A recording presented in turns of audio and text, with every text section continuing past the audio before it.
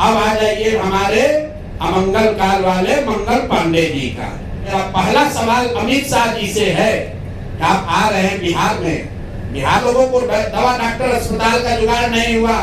उस समय के स्वास्थ्य मंत्री उस समय दिल्ली में फ्लैट खरीद रहे थे। मेरा पहला सवाल अमित शाह जी से है कि आप आ रहे हैं बिहार में, बिहार के लोगों को बड़ी बड़ी बात कहोगे। हरियाणा में भाजपा की सरकार है, जिसकी वजह से हरियाणा में जहां पर बिहार के बच्चे के साथ ऐसा कुकृत्य किया गया है, उसका हाथ कट गया। आज वसी पुनौरा धाम से सीता माता की उस धरती से जरा बताइए कि जिस परिवार ने बिहार के बच्चे को 2 महीना तक बंधुआ मजदूर बनाया, उसका हाथ कट गया है। वो गरीब ऋषिदेव मुसहर समाज का लड़का है, उसको अभी तक सिर्फ 5,000 रुपया कॉम्पनसेशन मिला है। कल रात में हमारे लोग उनके घर गए थे, उनकी माँ रो रही थी कि सिर्फ हमको 5,000 रुपया मिला है। उसका लड़के का पिताजी और भाई, उनके पास ट्रेन से अंबाला जाने का पैसा भी नहीं था।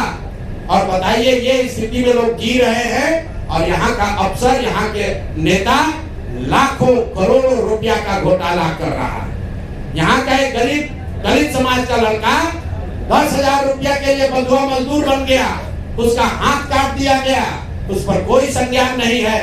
और यहाँ नेता बैठ के प्रतिबंधित क्षेत्र बनाया है, उसमें बंगले में बैठ के लूट मचाया है। अब आ जाइए आज के मुद्दे पर। आज हमारा विश्वास है कि अमित शाह इस बात पर जवाब देंगे कि हरियाणा सरकार उस परिवार को, उस व्यक्ति को कब गिरफ्तार करेगी जिसने संतोष ऋषिदेव को बंधुआ मजदूर बनाकर 1.5 महीना तक अपने घर पर रखा था।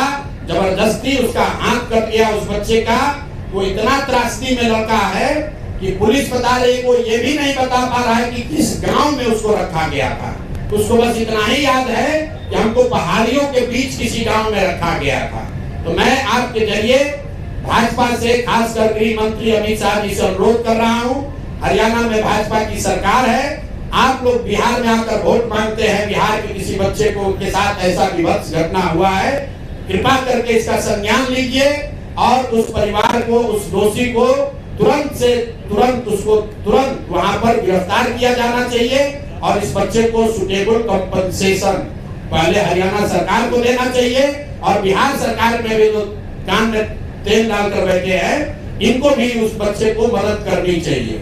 और आगे मैं उस बच्चे से आपको मिलाऊंगा, अभी उसका ट्रीटमेंट चल रहा है, अगले प्रेस कॉन्फ्रेंस में आपको बताऊंगा। वो लड़का खुद आपको बताएगा कि उसके साथ किस किस तरह की विभत्स घटना घटी है। अब आइए आज के मुद्दे पर। दिलीप जायसवाल जी, मेरे भाई, हमने आपको कहा था कि ये कॉलेज कब्जा किए हुए हैं 25 वर्ष। बिहार के सभी अलग अलग दलों के नेताओं को पैसे के दम पर, कॉलेज में एडमिशन के दम पर और कई तरह का प्रलोभन के दम पर अपना सत्ता बनाए हुए हैं। उनके द्वारा उन पर जो इल्जाम है राजेश शाह के मर्डर का, वो घटना भी आपको विस्तृत बताई गई है, उस पर भी अभी ना उन्होंने कोई जवाब दिया, ना कोई कार्रवाई हुई। भाजपा वालों ने अभी तक कोई कार्रवाई नहीं की। अब आ जाइए हमारे अमंगल काल वाले मंगल पांडे जी का। मंगल पांडे जी को क्यों कह रहे हैं? मंगल पांडे जी और दिलीप जायसवाल दोनों एक दूसरे के भारी मित्र हैं। मित्र कैसे हैं? अब बताइए, 20 में कोविड हुआ, कोविड में जब आप मारे फिर रहे थे, यहाँ के लोगों को दवा नहीं मिला, ऑक्सीजन नहीं मिला, लोगों को दवा डॉक्टर अस्पताल का जुगाड़ नहीं हुआ। उस समय के स्वास्थ्य मंत्री उस समय दिल्ली में फ्लैट खरीद रहे थे। फ्लैट किसने और खरीद कैसे रहे थे? दिलीप जायसवाल जी के मदद से। तो फ्लैट का नंबर और नाम नोट कर लीजिए। द्वारका में flat number 001 CGHS limited, plot number 11 sector 6 Dwarka new Delhi में भाई साहब ने अपनी पत्नी के नाम से, उर्मिला पांडे जी के नाम से, इन्होंने 86 लाख रुपया पेपर पर है, 86 लाख रुपए में इन्होंने फ्लैट खरीदा। तो कोई बड़ी बात नहीं है भाई, कोई भी फ्लैट खरीद सकता है। अब बड़ी बात क्या है ये समझिए। इन्होंने जो फ्लैट खरीदा, इसका पैसा कहां से आया? इसका पैसा पहले तो ये जब फ्लैट का रजिस्ट्रेशन हुआ तो फ्लैट के विटनेस हैं हम लोग के माननीय सदस्य भारतीय जनता पार्टी के अध्यक्ष दिलीप जायसवाल जी। और वहां पर अब ये देखिए, ये चलाते हैं अवैध मेडिकल कॉलेज। और उस समय के स्वास्थ्य मंत्री में मंगल पांडे जी जब फ्लैट खरीदते हैं तो उसके विटनेस है दिलीप जायसवाल फोटो के साथ। अभी आपको ये डॉक्यूमेंट जारी करेंगे। अब आप कहिएगा कि भैया दोस्त मित्र हैं, एक ही साथ एक ही पार्टी में है, विटनेस है, तो इसमें क्या गलत हो गया? कोई गलत नहीं है। अब ये समझिए कि 86 लाख रुपया आया कहां से? 86 लाख रुपया उसका एक बड़ा हिस्सा सीधा 30 लाख रुपया आया है। मंगल पांडे जी के पिताजी का नाम है अवधेश पांडे। अवधेश पांडे जी ने ये पैसा भेजा अपने बहू को उर्मिला पांडे जी को। अब हम लोगों ने सोचा भाई अवधेश पांडे जी के पास इतना पैसा कहां से आया? अब आप देख लीजिए, अब इनको समझ में आएगा कि किससे ये उलझे है। 6 तारीख को 6/9/2019 को 6/8/2019 को ये दिलीप जायसवाल का अकाउंट नंबर है। आरटीजीएस से दिलीप जायसवाल ने 25 लाख रुपया अपने अकाउंट से, ध्यान दीजिए, एलिगेशन नहीं है, ये बैंक का डॉक्यूमेंट है। आरटीजीएस नंबर नोट कर लीजिए। दिलीप जायसवाल ने अपने अकाउंट से 25 लाख रुपया अवधेश पांडे जी को दिया, जो मंगल पांडे जी के पिताजी हैं। और अवधेश पांडे जी ने उस पैसे को आगे ट्रांसफर कर दिया उर्मिला पांडे जी को, जो मंगल पांडे जी की पत्नी है।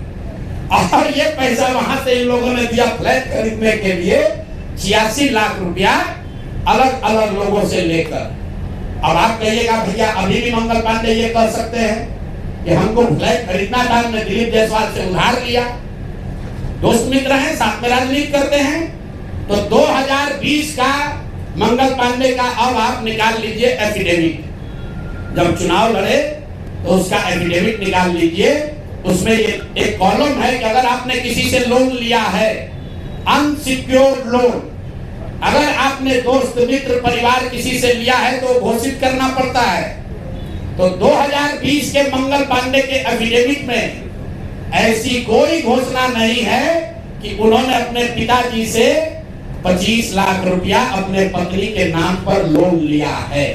तो मेरा दिलीप जायसवाल जी से पहला सवाल है कि अरे भाई, आपके सरकार में, आपके पार्टी में इतना भ्रष्टाचार है कि अपने में भी घूस ले रहे हो। ये मंगल पांडे के लिए हमने कहा ये आदमी कॉटन बैंडेज में भी पैसा लेते हैं, तो लोगों ने कहा ये आदमी को क्या प्रूफ है? अनुमान लगाइए। डॉक्टरों से पैसा ले रहे एक बात है, वेंडर से पैसा ले रहा है एक बात है। अरे अपने दल के नेता को भी नहीं छोड़ रहे।